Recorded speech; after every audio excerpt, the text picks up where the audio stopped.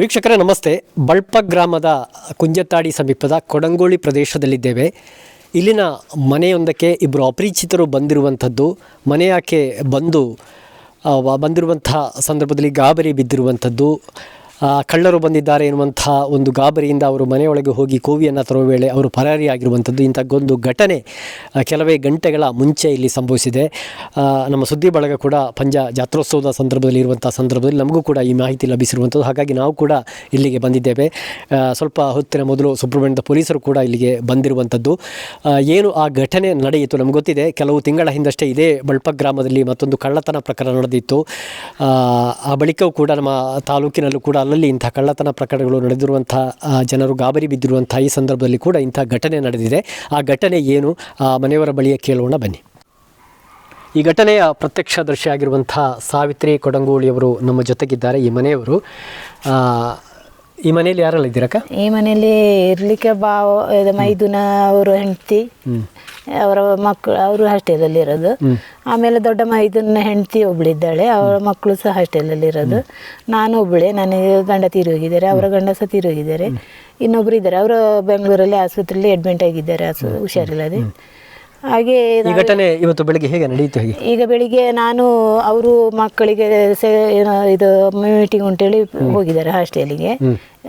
ನಾನು ತೋಟದಿಂದ jet change ಮಾಡಿ ಬಂದು ಅಲ್ಲಿ ಸ್ವಲ್ಪ ದೂರ ಬರುವಾಗ ನಾಯಿ ಬೊಗಳಿತ್ತು, ಹಾಗೆ ಬಂದೆ. ಅಲ್ಲಿಂದ ಬಂದೆ. ವೀಕ್ಷಕರೇ ಕಾಣ್ತಾ ಇದ್ರಿ, ಅದು ಅವರ ತೋಟ ಅಲ್ವಾ? ಹೌದು. ಅಲ್ಲಿಂದ ಬರ್ತಾ ಇದ್ದೆ, ಇಲ್ಲಿಗೆ ಬಂದು ಮುಟ್ಟಿದ್ದೇನೆ. ಅಷ್ಟೊತ್ತಿಗೆ ನಾಯಿ ಬೊಗಳುತ್ತೇಳಿ ಬಂದೆ, ಬೇರೆ ಮನೆಯವರು ಯಾರೋ ಬಂದ್ರು ಅಂತ. ಬರುವಾಗ ಒಬ್ಬ ಇಲ್ಲಿ ನಿಂತ್ಕೊಂಡಿದ್ದ, ಇಲ್ಲಿ ನಿಂತ್ಕೊಂಡಿದ್ದ, ಸ್ಕೂಟ್ರ್ ಆಚೆ ಮುಂದೆ. ಅಲ್ಲಿ ನಿಂತ್ಕೊಂಡು ಅದು ಗಡ್ಡ ಬಿಟ್ಟುಕೊಂಡು ಒಂದು ಕಪ್ಪು ಕಲರ್ದು ಒಂದು ಟೀ ಶರ್ಟ್ ಹಾಕೊಂಡು ಮುಕ್ಕಲ್ ಪ್ಯಾಂಟ್ ಹಾಕೊಂಡು ಇದ್ದಾಗ ನಾನು ಕೇಳಿದೆ, ನೀನು ಯಾರು ಗುಜಿರಿಯವರ? ಗುಜಿರಿ ಇಲ್ಲ ನಮ್ಮಲ್ಲಿ, ನೀವು ಹೋಗಿ.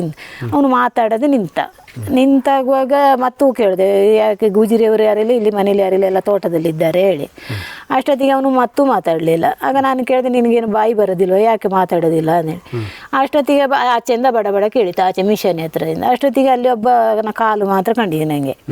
ಹಾಗೆ ಸೀದಾ ಹೋಗಿ ಬೀಗ ತೆಗೆದು ಒಳಗಿಂದ ಕೋವಿ ತಗೊಂಡು ಬಂದು ಸಿತೌಟಿಗೆ ಎತ್ತುವಾಗ ಅವರು ಅಲ್ಲಿ ಹಾರಿ ಬಿದ್ದು ಓಡಿದ್ರು ಇಬ್ರು. ಆಗ ನಾನು ಮತ್ತೊಬ್ಬನ ನೋಡಿದ್ದು.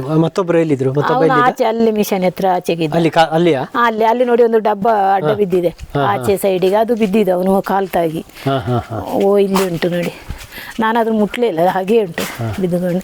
ಈಗಳಿ ಅಲ್ಲಿ ಆ ಡಬ್ಬಕ್ಕೆ ಅವನ ಕಾಲು ತಾಗಿ ಇದು ಬಿದ್ದಿದ್ದು. ಹಾಗೆ ನನಗೆ ಸೌಂಡ್ ಕೇಳ್ತೇಳಿ ಇಣಕಿ ನೋಡುವಾಗ ಅವನ ಕಾಲು ಮಾತ್ರ ಗೊತ್ತಿಲ್ಲ. ಅಲ್ಲಿಂದ ಇಲ್ಲಿಂದ ತೆಗೆದು ಹಾರಿ ಓಡಿದ್ದಾರೆ ಅವರು ಇಬ್ರು ಕೂಡ ಇಲ್ಲಿ ಈ ದಾರಿಯಾಗಿ ಓಡಿ ಹೀಗೆ ಮುಂದೆಗೆ ಓಡಿದ್ದಾರೆ. ಓಡಿ ಬೇರೆಯವರ ತೋಟಕ್ಕೆ ಹಾರಿ ಓಡಿದ್ದಾರೆ. ನಾನು ಕೋವಿ ತಗೊಂಡು ಆಟಿಸಿಕೊಂಡು ಕೋವಿ ತಗೊಂಡೆ ಹೋಗಿದ್ದೆ. ಹೋಗಿ ಆಗ ಅಲ್ಲಿ ಮುಳ್ಳು ಹೇಳಿ ಈಚೆನೆ ಬಂದು ಮತ್ತೆ ಈಚೆಂದಾಗಿ ತೋಟಕ್ಕಾಗಿ ಓಡುವಾಗ ಅವ್ರು ಕಾಣೋದಿಲ್ಲ, ಎಲ್ಲಿ ಹೋದ್ರು ಗೊತ್ತಿಲ್ಲ. ಮತ್ತೆ ಎಲ್ಲರಿಗೆ ಫೋನ್ ಮಾಡಿ ಎಲ್ಲ ಹೇಳಿ ಎಲ್ಲರೂ ಬಂದು ಎಲ್ಲ ಹುಡುಕಾಡಿದ್ರು, ಎಲ್ಲಿ ಸಿಕ್ಲಿಲ್ಲ. ಎಲ್ಲರೂ ಬಂದಿದ್ದಾರೆ, ಸುಮಾರು 10-20 ಜನ ಬಂದಿದ್ದಾರೆ. ಹಾಗೆ ಬಂದು ಪೊಲೀಸರಿಗೆ ಅವರೇ ಫೋನ್ ಮಾಡಿದ್ದು. ನಾನು ಹೇಳಲಿಕ್ಕೂ ನನಗೆ ನಂಬರ್ ಗೊತ್ತಿದೆ, ಎಂತ ಗೊತ್ತಿಲ್ಲ, ನಾನು ಒಬ್ಬಳೇ ಇರೋದಲ್ಲ, ಎಂತ ಮಾಡ್ಲಿಕ್ಕೆ ಆಗೋದಿಲ್ಲ. ಅವಳೀಗ ಬರ್ತಾ ಇದ್ದಾಳೆ ಅಷ್ಟೇ ಬಸ್ಸಲ್ಲಿ, ಇನ್ನೊಬ್ಳು. ಹಾಗೆ ಅವರು ಹಾಗೆ ಪೊಲೀಸನವರು ಬಂದು ಈಗ ಎಲ್ಲ ನೋಡಿ ಮಾಡಿ ಹೋದ್ರು. ನೀವು ಧೈರ್ಯ ತಗೊಂಡ್ರಿ? ಆದರೆ ಧೈರ್ಯ ತಗೊಂಡದಕ್ಕೆ ಇಷ್ಟ ಆಯ್ತು. ಇಲ್ಲ ಇದ್ರೆ ಬೇರೆಯವರಾಗಿದ್ರೆ ಒಳಗೆ ನುಗ್ಗುತ್ತಿದ್ರು ಅವರು, ಗ್ಯಾರಂಟಿ. ವೀಕ್ಷಕರೇ, ಈ ಒಂದು ಘಟನೆ ನಡೆದಿರುವಂಥದ್ದು ಬಳ್ಪ ಗ್ರಾಮದ ಈ ಕುಂಜತಾಡಿ ಪರಿಸರದಲ್ಲಿ. ಅಲ್ಲಿನ ಒಂದಷ್ಟು ಯುವಕರು ನನ್ನ ಜೊತೆಗಿದ್ದಾರೆ.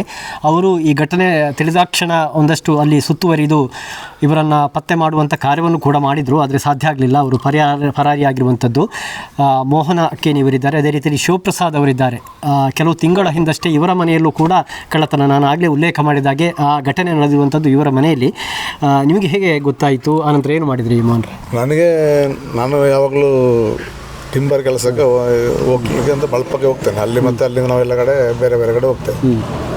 ಆಗ ನಾನು ಒಂದು 10 ಮಕ್ಕಳಾಗುವಾಗ ಅವರು ನನಗೆ ರಿಲೇಷನ್ ಸ್ವಲ್ಪ, ಅವರು ಫೋನ್ ಮಾಡಿ ನಮ್ಮ ಮನೆಗೆ ಯಾರೋ ಬಂದಿದ್ದಾರೆ, 2 ಜನ ಇದ್ದರು. ಕಾರ್ ಹಿಂದ್ಗಡೆ ಒಬ್ಬ ಮತ್ತು ಹೊರಗಡೆ ಇನ್ನೊಬ್ಬ ಆ ಕಡೆ ಅಡಗಿಕೊಂಡಿದ್ದ. ನಾನು ತೋಟದಿಂದ ಬರಬೇಕಾದ್ರೆ ಕೇಳಿದೆ, ನಾನು ಏನು ವಿಷಯ, ಯಾರು, ಏನು ಗುಜಿರಿ ಯಾರು, ನಮ್ಮ ಹತ್ರ ಗುಜಿರಿ ಇಲ್ಲ ಅಂತೇಳಿ ಏನು ಮಾತಾಡಲಿಲ್ಲ ಅವರು. ನನಗೆ ಡೌಟ್ ಆಯಿತು. ನಾನು ಕೂಡಲೇ ಡೋರ್ ಲಾಕ್ ಓಪನ್ ಮಾಡಿ ಲೋಡ್ ಮಾಡಿದ ಗನ್ ಇತ್ತು, ತಗೊಂಡು ಹೊರಗಡೆ ಬಂದೆ. ಹೊರಗಡೆ ಬಂದು ಹಾರಿ ಬಿದ್ದು ಓಡಿದರು. ಯಾವ ಕಡೆ ಓಡಿದ್ರೆ ನಾವು ಸುಮಾರು ಓಡಿಸ್ಕೊಂಡು ಹೋದೆ, ತೋಟದವರೆಗೆ ಓಡಿಸ್ಕೊಂಡು ಹೋದೆ. ಆಮೇಲೆ ಎಲ್ಲಿ ಹೋದ್ರೂ ಗೊತ್ತಾಗಿಲ್ಲ, ನಾನು ಒಬ್ಬಳೇ ಇರೋದಲ್ಲ, ಒಮ್ಮೆ ಬನ್ನಿ ಅಂತ ಹೇಳಿದರು. ನಾನು ಮತ್ತೆ ಇವರಿಗೆ ಶಿವಪ್ರಸಾದ್ ಅವರಿಗೆ ಕಾಲ್ ಮಾಡಿ ಹೇಳಿದೆ, ಕೂಡಲೇ ಹೋಗಿ ನಾನು ಮತ್ತೆ ಬರ್ತೇನೆ, ನಾನು ಬಲ್ಪಂದು ಬರಬೇಕಲ್ಲ. ಮತ್ತು ನಾವು ಬಲ್ಪದಲ್ಲಿ ಎಲ್ಲ ಹುಡುಗರನ್ನೆಲ್ಲ ಸೇರಿಸಿ ಎಲ್ಲ ಕಡೆ ಹುಡುಕಿದೆ, ಎಲ್ಲ ಕಡೆ ರೌಂಡ್ ಅಪ್ ಮಾಡಿ ಹುಡುಕಿದೆ. ಯಾರೋ ಒಬ್ಬರು ಹೇಳಿದರು ಬಲ್ಪದಲ್ಲಿ ಒಬ್ಬರು ರಬ್ಬರ್ ಇದರಲ್ಲಿ ಓಡ್ತಾ ಇದ್ದ ಅಂತ, ಒಬ್ಬ ಚಡ್ಡಿ ಹಾಕೊಂಡು. ಅದಕ್ಕೆ ಎಲ್ಲ ಕಡೆ ಕವರ್ ಮಾಡಿ ಮಧ್ಯಾಹ್ನವರೆಗೆ ಹುಡುಕಿದೆ, ಏನು ನಮಗೇನು ಇದಾಗಲಿಲ್ಲ. ಹಾಗೆ ಮತ್ತು ಪೊಲೀಸ್ನವರಿಗೆಲ್ಲ ಇನ್ಫಾರ್ಮ್ ಮಾಡಿದೆ. ಪೊಲೀಸ್ನವರೆಲ್ಲ ಬಂದು ನೋಡ್ತೇವೆ ಅಂತಲ್ಲಿ ಎಲ್ಲ CCTV ಎಲ್ಲ ಚೆಕ್ ಮಾಡ್ತಾ ಇದ್ದಾರೆ. ಎಸ್, ಶಿವಪ್ರಸಾದ್ ರೀ ಹೇಳಿ. ಈಗ ನಮ್ಮಲ್ಲಿ ಸಾಧಾರಣ ಆಗೀಗ ಒಂದು 3 ತಿಂಗಳು ಕಳೀತಿ. ಈಗ ಅದಕ್ಕೆ ಸಂಬಂಧಪಟ್ಟ ಆ ಟೈಮಲ್ಲಿ ಎಲ್ಲ ಪೊಲೀಸ್ನವರೆಲ್ಲ ಬಂದಿದ್ದರು, ಮತ್ತು ಡಾಗ್ ಸ್ಕ್ವಾಡು ಮತ್ತು ಬೆಲ್ ತಜ್ಞರೆಲ್ಲ ಬಂದಿದ್ದರು. ಆಮೇಲೆ ನಾವು ಇದೆ ಪೊಲೀಸ್ ಸ್ಟೇಷನ್ಗೆ ಹೋಗ್ತಾ ಇದ್ದೇವೆ, ತನಿಖೆ ಏನಾಯಿತು ಅಂತ. ಆಮೇಲೆ ಈಗ ಏನೂ ಸುದ್ದಿ ಇಲ್ಲ. ಈ ಥರ ಬಲ್ಪಕ್ಕೆ ಪದೇ ಆಗ್ತಾ ಉಂಟು. ಈಗ ಒಂದು 2 ತಿಂಗಳ ಮುಂದೆ ಇಲ್ಲಿ ಬಲ್ಪದಲ್ಲಿ ಧನಂಜಯ ಅವರ ಮನೆಗೆ 3-4 ಗಂಟೆಗೆ ಮನೆ ಇದು ಸೌಂಡ್ ಎಲ್ಲ ಮಾಡಿ ಹೋಗಿದ್ದಾರೆ. ಆ ಟೈಮಲ್ಲಿ ಸಹ ಇದು ಪೊಲೀಸ್ ಸ್ಟೇಷನ್ಗೆ ನಾವು ತಿಳಿಸಿದ್ದೇವೆ. ಆ ಟೈಮ್ ಬಂದಿದ್ದಾರೆ ಅಲ್ಲಿಗೆ ಸಹ, ಮತ್ತು ಇವತ್ತು ಸಹ ನಾವು ತಿಳಿಸಿದ್ದೇವೆ. ಈ ಥರ ಆದರೆ ಮತ್ತೆ ಮುಂದೆಗೆ ನಾವು ಸಮಸ್ಯೆ ಆಗ್ತಾ ಉಂಟು. ನಮಗೆ ಯಾವುದೇ ರೀತಿಯ ಒಂದು ಭದ್ರತೆ ಇಲ್ಲ. ಹಾಗೆ ಎಲ್ಲ ಅವರು ಇನ್ನಾದರೂ ಎಚ್ಚೆತ್ತುಕೊಳ್ಬೇಕು ಅಂತ ನಾವು ಕೇಳಿಕೊಳ್ಳೋದು. ಹಲವು ಕಳ್ಳತನ ಪ್ರಕರಣಗಳು ವರದಿಯಾಗಿರುವಂತಹ ಈ ಒಂದು ಬಳ್ಪ ಗ್ರಾಮದಲ್ಲಿ ಇನ್ನಷ್ಟು ನಾಗರಿಕರು ನಮ್ಮೊಂದಿಗೆ ಜತೆಯಾಗಿದ್ದಾರೆ. ಸ್ಥಳೀಯ ಗ್ರಾಮ ಪಂಚಾಯತ್ ಸದಸ್ಯರಾಗಿರುವಂತಹ ಚಂದ್ರಶೇಖರ್ ಅಕ್ಕೇನಿ ಅವರಿದ್ದಾರೆ. ಈ ಹಿಂದೆ ಕೂಡ ಕಳವು ಪ್ರಕರಣ ನಡೆದಿರುವಂಥ ಸಂದರ್ಭದಲ್ಲಿ ಅವರು ಮಾಧ್ಯಮದೊಂದಿಗೆ ಮಾತನಾಡಿದರು. ಇಂದು ಅದೇ ರೀತಿಯ ಒಂದು ಆತಂಕ ಇರುವಂಥ ಒಂದು ಘಟನೆ ನಡೆದಿದೆ ಅಲ್ವಾ? ಹೌದು ಸರಿ. ಯಾಕೆಂದರೆ ಸಾಧಾರಣ 3-4 ತಿಂಗಳಿಗೆ ಈಚೆಗೆ ನಾನು ಗ್ರಾಮ ಪಂಚಾಯತ್ ಸದಸ್ಯ, ನನ್ನ 2ನೇ ವಾರ್ಡಿದು ಬಲ್ಪ ಗ್ರಾಮ ಪಂಚಾಯತಿನ, ನನ್ನ ಸಹೋದರನ ಮನೆಯಿಂದ ಚಿನ್ನಮತಾಣವು ಕಳವಾಗಿತ್ತು. ಆ ಸಮಯದ ಕೂಡ ಈ ಸುದ್ದಿ ಮಾಧ್ಯಮದವರು ಬಂದು ನಮ್ಮ ಬಗ್ಗೆ ಏನಾಗಿದೆ ಅಂತ ಮಾಹಿತಿ ತಿಳ್ಕೊಂಡು ನಾವು ಅದರ ಬಗ್ಗೆ ತಿಳಿಯಾಗಿ ಹೇಳಿದ್ದೇವೆ. ಆ ಸಮಯದಲ್ಲಿ ಪೊಲೀಸ್ನವರಿಗೂ ಕೂಡ ನಾವು ಆವಾಗ ವಿಷಯ ತಲುಪಿ ಅವರು ಕೂಡ ಬಂದಿದ್ದರು. ಆದರೆ ಆ ನಂತರದ ಪುನಃ ಕೂಡ ನಮ್ಮ ಬಲ್ಪ ಪೇಟೆಯಲ್ಲಿ ನಮ್ಮ ಸ್ಥಳೀಯ ಮನೆ ಹತ್ತಿರ ಎಲ್ಲ ಬಂದು ರಾತ್ರಿ ಹೊತ್ತಿಗೆ ಬಾಗಿಲನ್ನು ತಟ್ಟಿ ಬೆದರಿಕೆ ಹಾಕಿ ಅವರನ್ನು ಮನಸ್ಸನ್ನು ಭಾರಿ ಜೀವಕ್ಕೆ ಒಂದು ಭಯ ಥರವಾಗಿದೆ.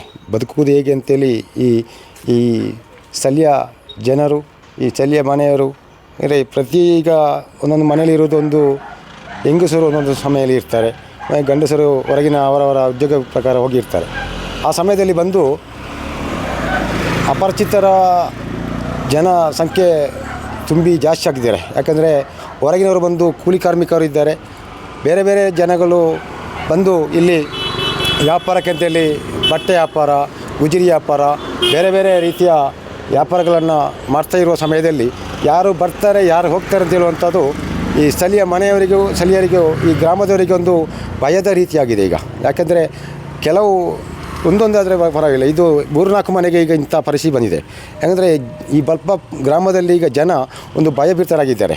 ಯಾಕೆಂದರೆ ನಾವು ಇನ್ನು ಮುಂದಕ್ಕೆ ಯಾವ ರೀತಿ ಜೀವನ ಮಾಡಬೇಕು, ನಾವು ಹೇಗೆ ಇನ್ನು ಬದುಕುವುದು, ನಾವು ಇದು ಅಲ್ಪ ಸ್ವಲ್ಪ ತೋಟ ಇದ್ದುಕೊಂಡು ತೋಟದಲ್ಲಿ ಕೆಲಸ ಮಾಡ್ತಿರುವ ಸಮಯದಲ್ಲಿ ಇವತ್ತು 5ನೇ ತಾರೀಕು, ಇವತ್ತು ಬೆಳಿಗ್ಗೆ ನಮ್ಮ ಸ್ಥಳೀಯ ನನ್ನ ವಾರ್ಡಲ್ಲಿ ಒಂದು ಸೋಂಪಪ್ಪ ಗೌಡ ಅಂತೇಳಿ ಅವರ ಮನೆ ಇದೆ, ಕೊಡಂಗೋಳಿ.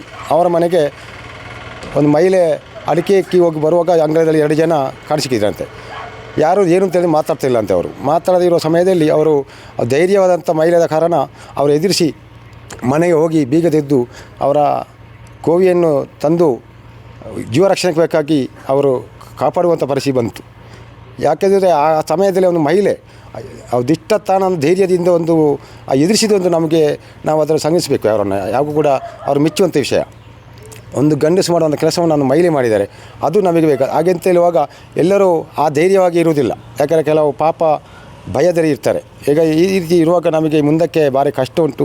ಆದಷ್ಟು ಬೇಗ ನಾವು ಈಗಾಗಲೇ ಮೊನ್ನೆ 2 ಕಳವು ಇದು ಯತ್ನ ಆಗುವಾಗ ನಾವು ಪಂಚಾಯತ್ ನಿರ್ಣಯ ಮಾಡಿ SP ಆಗ ಠಾಣಾಧಿಕಾರಿಗಳೆಲ್ಲ ಲೆಟರ್ ಕಳಿಸಿ ನಾವು ಇದರ ಬಗ್ಗೆ ನಾವು ಗ್ರಾಮದಲ್ಲಿ ಭಯಬಿಡ್ತೇವೆ ಅಂತೇಳಿ ಗಮನ ತಂದಿದ್ದೇವೆ. ವೀಕ್ಷಕರೇ, ಇದು ಬಳ್ಪ ಗ್ರಾಮದ ಇಲ್ಲಿ ನಡೆದಿರುವಂತಹ ಘಟನೆ ಸಾಕಷ್ಟು ಆತಂಕ ಮತ್ತು ಗಾಬರಿ ಹುಟ್ಟಿಸುವಂಥದ್ದು. ಆದರೆ ಈ ಮನೆಯವರು ಧೈರ್ಯ ತೆಗೆದುಕೊಂಡ ಕಾರಣ ಒಂದು ಸಂಭಾವ್ಯವಾದ ಒಂದು ಘಟನೆ ತಪ್ಪಿದೆ ಅಂತ ಹೇಳ್ಬೋದು. ಆದರೂ ಕೂಡ ಈ ಭಾಗದಲ್ಲಿ ಇಂಥ ಘಟನೆಗಳು ಪದೇ ಪದೇ ಸಂಭವಿಸ್ತಾ ಇದೆ. ಅದಕ್ಕೆ ಒಂದು ಕಡಿವಾಣ ಹಾಕಲು ಪೊಲೀಸ್ ಇಲಾಖೆ ಮುಂದಾಗಬೇಕು ಎನ್ನುವುದು ನಮ್ಮ ಆಶಯ ಕೂಡ. ಜೊತೆಗೆ ಇಲ್ಲಿನ ಜನವಾಸಿಗಳಿಗೆ, ನಾಗರಿಕರಿಗೆ ಧೈರ್ಯವನ್ನು, ವಿಶ್ವಾಸವನ್ನು ತುಂಬುವ ಕೆಲಸವನ್ನು ಪೊಲೀಸ್ ಇಲಾಖೆ ಕೂಡ ಮಾಡಬೇಕು ಎನ್ನುವುದು ನಮ್ಮ ಆಶಯ ಕೂಡ.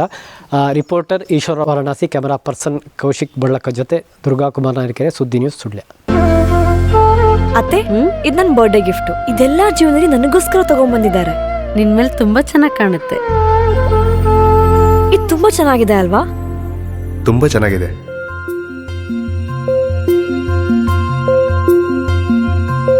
It will look really good on you. ಅಮ್ಮ, mother is always son's first love.